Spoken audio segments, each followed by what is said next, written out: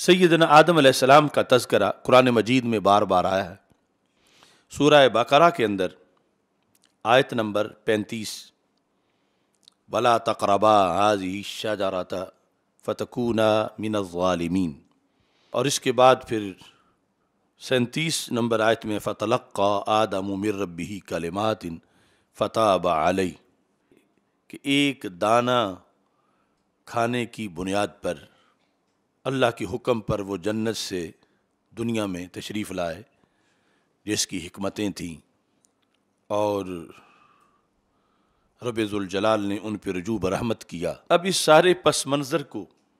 رفظ میں کیسے بیان کیا جاتا ہے کہ ان کے جنت سے دنیا میں آنے کا سبب کیا بنا، یہ تفصیل کے ساتھ ان کی تفسیروں میں موجود ہے۔ مثلا تفسیر عیاشی کے اندر، یہ شیعوں کی تفسیر ہے، جلد نمبر 1 میں صفحہ نمبر 41 پر ہے۔ یہ عام لوگوں کے لحاظ سے بھی دعوت فکر ہے کہ یہ ہم ان پر کوئی بہتان نہیں باندھ رہے، بلکہ جو انہوں نے ظلم کیا ہے اس کا پردہ چاک کر رہے ہیں، جو ہم پہ فرض ہے کہ لوگوں کو اس سلسلے میں آگاہ کریں۔ یہ انہوں نے اپنی طرف سے گھڑ گھڑ کے ساری اس کو حدیث قرار دے کے لکھا ہوتا ہے۔ تو ایک حدیث کی صورت میں یہ لکھا ہے کہ ان اللہ تبارک و تعالی اراد علی آدم فی المیثاق ذریتہ، کہ اللہ تعالیٰ نے حضرت آدم علیہ السلام پر میثاق میں حضرت آدم علیہ السلام کی اولاد کو پیش کیا۔ یہ ارادہ کا مفعول بھی ہے، ذریتہ، آپ کی اولاد کو، یعنی قیامت تک جو آنی تھی ان ارواح کو۔ فمر بہ النبی صلی اللہ علیہ وسلم وہو متکئ علی علی علیہ السلام و فاطمہ صلوات اللہ علیہا تتلوہما والحسن والحسین یتلوان فاطمہ رضی اللہ تعالی عنہ۔ تو وہ جو منظر تھا جو اللہ تعالیٰ نے ساری ذریت حضرت آدم علیہ السلام پر پیش کی، اس میں یہ پنجتن پاک بھی حضرت آدم علیہ السلام کو نظر آئے۔ صورتحال یہ تھی کہ فمر بہ النبی صلی اللہ علیہ وسلم وہو متکئ علی علی، کہ رسول اکرم صلی اللہ علیہ وسلم گزرے اس حالت میں کہ حضرت علی رضی اللہ تعالی عنہ پر آپ نے ٹیک لگائی ہوئی تھی، یعنی جس طرح ساتھ والے شخص کے کندھے پر بازو رکھ کے چلا جاتا ہے۔ و فاطمہ تو صلوات اللہ علیہا تتلوہما، اور سیدہ فاطمہ رضی اللہ تعالی عنہ ان دو ہستیوں کے پیچھے پیچھے چل رہی تھیں۔ والحسن والحسین یتلوان فاطمہ، اور امام حسن اور امام حسین رضی اللہ تعالی عنہما دونوں سیدہ فاطمہ رضی اللہ تعالی عنہ کے پیچھے پیچھے چل رہے تھے۔ یعنی یہ سارا انہوں نے منظر بنا کے حدیث بنائی ہوئی ہے۔ فقال اللہ یا آدم ایاک ان تنظر الیہم بحسد، تو اللہ نے حضرت آدم علیہ السلام کو یہ فرمایا کہ آدم ان ہستیوں کی طرف حسد سے مت دیکھنا، ان ہستیوں کی طرف حسد سے دیکھنے سے اپنے آپ کو بچا کے رکھنا۔ اوہ بت کا من جواری، اگر تم نے حسد سے ان کو دیکھا تو میں تجھے یہاں جنت سے نکال دوں گا، اپنے پڑوس سے نکال دوں گا۔ فلما اسکنہ اللہ الجنت، جس وقت، یعنی وہ یہ مرحلہ بھی جنت سے بھی پہلے کا تھا، اس جب حضرت آدم علیہ السلام کو جنت میں رکھا رب ذوالجلال نے، مثل لہ النبی صلی اللہ علیہ وسلم و علی و فاطمہ والحسن والحسین صلوات اللہ علیہم، تو ان کے سامنے جنت میں رب ذوالجلال نے یہ ہستیاں کیں، یعنی ان کی تمثال، ان کے روپ سامنے دکھائے جنت میں رب ذوالجلال نے۔ وہ پہلا وہ تھا یعنی ایک عالم ارواح کا منظر، اور پھر یہ جنت کے اندر یہ روپ پانچ تن پاک رضی اللہ تعالیٰ عنہم کے دکھائے صلوات اللہ علیہم۔ فناظر الیہم بحسد، تو یہ لکھتے ہیں کہ حضرت آدم علیہ السلام نے معاذ اللہ حسد سے ان کو دیکھا۔ اللہ کے پہلے نبی پر پہلا بڑا الزام اور یہ کہ معاذ اللہ نافرمانی اللہ کی، کہ اللہ نے فرمایا تھا کہ ان سے حسد نہیں کرنا، اور انہوں نے پھر ان سے حسد کیا۔ ثم عرضت علیہ الولایۃ، پھر اللہ نے حضرت آدم علیہ السلام پر ان کی ولایت کو پیش کیا، یعنی 5 ہستیوں میں سے 4 کی ولایت کو پیش کیا۔ فانکرھا، تو لکھے حضرت آدم علیہ السلام نے معاذ اللہ اس ولایت کا انکار کیا، یعنی نبوت کا امتحان بذریعہ ولایت لیا جا رہا ہے، اور پھر حضرت آدم علیہ السلام کے کھاتے میں ایک انکار ڈالا جا رہا ہے۔ فرمتہ الجنۃ بعوراقہا، پس جنت نے ان کو پھینک دیا، جنت سے باہر آ گئے۔ یعنی ایک طرف تو نص قرآنی ولا تقربا ھذہ شجرہ، جب سارا معاملہ اس شجرہ کے لحاظ سے ہے، اور کسی کے بغض حسد کا معاملہ ہی نہیں، اور کسی کی ولایت یا عدم ولایت کا معاملہ ہی نہیں، تو انہوں نے یعنی اس قدر زہر گھولا ہے انبیاء علیہ السلام کے خلاف۔ اب آج ہماری کیا حیثیت ہے؟ ہم پہ یہ الزام لگاتے ہیں مثلا کہ ان کو جو اہل بیت سے پیار نہیں، یہ تو وہاں باز نہیں آئے، یعنی حضرت آدم علیہ السلام پر الزام لگا دیا کہ انہیں اہل بیت سے نفرت تھی، معاذ اللہ اہل بیت کا انہوں نے انکار کیا، اہل بیت کی ولایت کا انکار کیا، اور اہل بیت سے حسد کیا۔ تو ان سے بچ کون سکتا ہے کہ کوئی شخص یہ چاہے کہ ہم پہ یہ الزام نہ لگائیں؟ یہ ہمارے کچھ سادہ پیران طریقت کے لیے بدعوت ہے کہ جو اپنے مریدوں میں یہ ایوارڈ ان روافظ کے ذریعے سے لینا چاہتے ہیں کہ وہ مان جائیں کہ وہ پیر صاحب بڑے محب اہل بیت ہیں، تو یہ حضرت آدم علیہ السلام کے وفادار نہیں ہوئے، پیر صاحب کے کیسے ہوں؟ یعنی حضرت آدم علیہ الصلاۃ والسلام،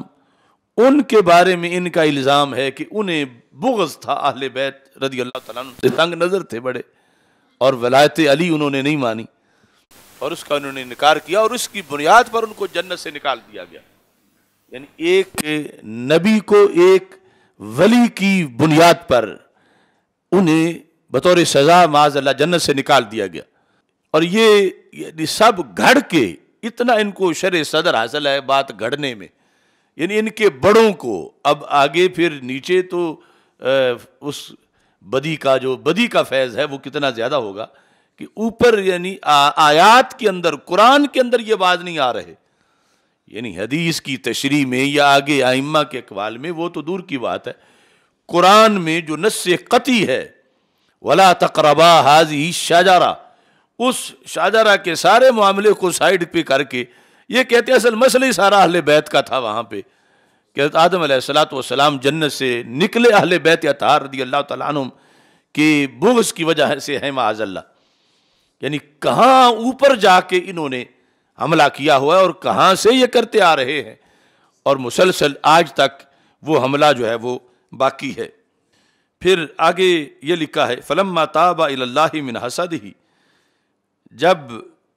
حضرت آدم علیہ السلام نے اللہ سے توبہ کی حضرت مولا علی رضی اللہ تعالیٰ عنہ کے حسد سے، فلما تاب الی اللہ من حسدہ واقر بالولایۃ، اور مولا علی کی ولایت کو مان گئے، ودعا بحق الخمسۃ محمد وعلی وفاطمہ والحسن والحسین علیہم السلام غفر اللہ لہ، اور جب پھر پنج تن پاک کے ذریعے سے انہوں نے دعا مانگی تو پھر اللہ تبارک و تعالیٰ نے ان کو بخشا۔ وذالک قولہ تعالی فتلقى آدم من ربہ کلمات، کہتے ہیں یہ ہے وہ آیت کی تفسیر،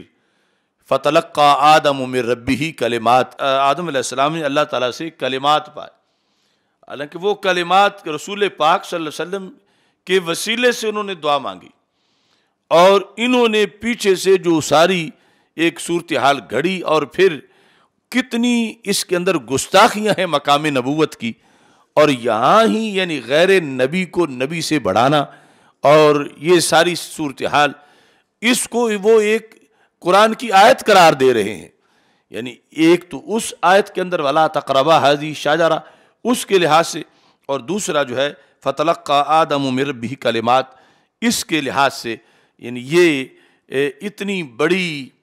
ان کی واردات ہے قرآن مجید برہان رشید کے اندر جو مانتے ہیں تو اس مقصد کے لیے مانتے ہیں، اتنا مانتے ہیں اور اس انداز میں مانتے ہیں، اور ویسے ان کے نزدیک معاذ اللہ سارا بدلا ہوا ہے، جس میں اتنی موٹی کتابیں انہوں نے لکھی ہیں، فصل الخطاب فی تحریف کلام رب الارباب، اس طرح کی، جس میں یہ انہوں نے دلائل دیے ہوئے ہیں کہ سارا قرآن معاذ اللہ بدلا ہوا ہے، جو لفظ بچے ہوئے ہیں ان لفظوں کے آگے معنی انہوں نے اتنے بدلے ہوئے ہیں، ان کو اصل میں تو بدلا نہیں، وہ پورا ہے، یہ اس کو ادھورا بنا کے پھر جو آیات ہے اس کے اندر بھی اس طرح کا یہ دھندا کرتے ہیں۔ اب یہ ایسا نہیں ہے کہ ان کا کوئی آج کسی مرکز بھنگ کا کوئی دھواں زدہ ذاکر اس نے یہ باتیں کی ہوں، یہ ان کے مذہب کے امام ہیں، یعنی جن کو وہ مجتہد مانتے ہیں، جن کو اپنے مذہب کا فقیہ اور ستون سب کچھ مانتے ہیں، اور صدیوں سے یہ کتابیں ان کی چھپ رہی ہیں اور یہ موجود ہے۔ یہ ہے یعنی اصل ان کی صورتحال، جس پر لیبل کیا لگایا ہوا ہے، محبت اہل بیت رضی اللہ تعالیٰ عنہ۔ اب یہ سارا انہوں نے جو دھندا کیا، قرآن کی خلاف ورزی کی، اللہ کے پیغمبر علیہ السلام پر کئی الزام لگائے، ان کی توہین کی، غیر نبی کو نبی سے افضل قرار دیا، اس سب سے ثابت کیا کرنا چاہتے ہیں کہ ہم محب اہل بیت ہیں۔ تو محبت اہل بیت رضی اللہ تعالی عنہم جنت کی ٹکٹ ہے، لیکن وہ جو شریعت میں ہے، جو حدود کے اندر ہے،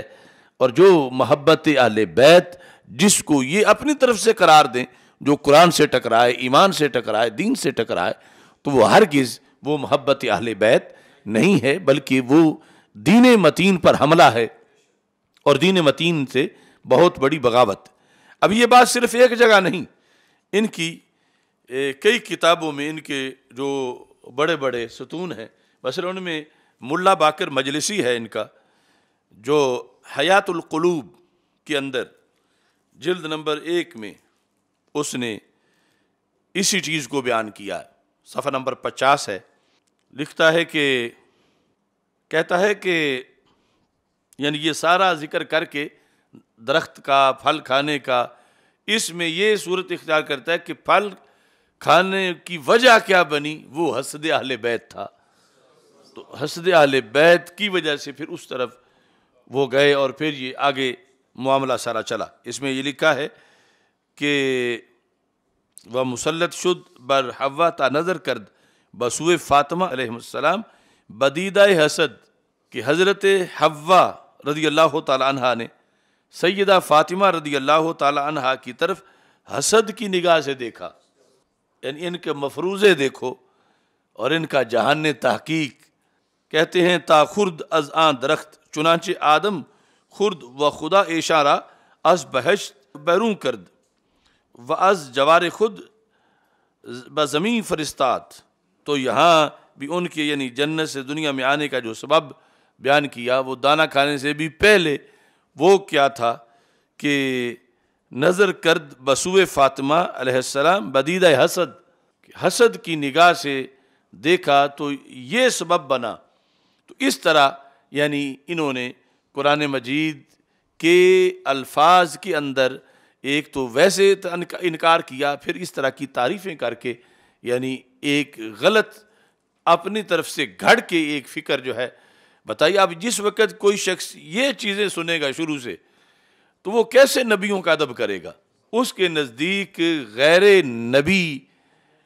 کو نبی سے افضل قرار دینے کی بات کفر کیسے ہوگی؟ وہ تو شروع سے ہی یہی چاٹتا کھاتا آئے گا کہ اصل معاملہ سارا یہ ہے، نبیوں کی تو کوئی حیثیت نہیں ہے معاذ اللہ، اور انہی کی وجہ سے حضرت آدم علیہ السلام جنت سے نکلے، اور یہی سارا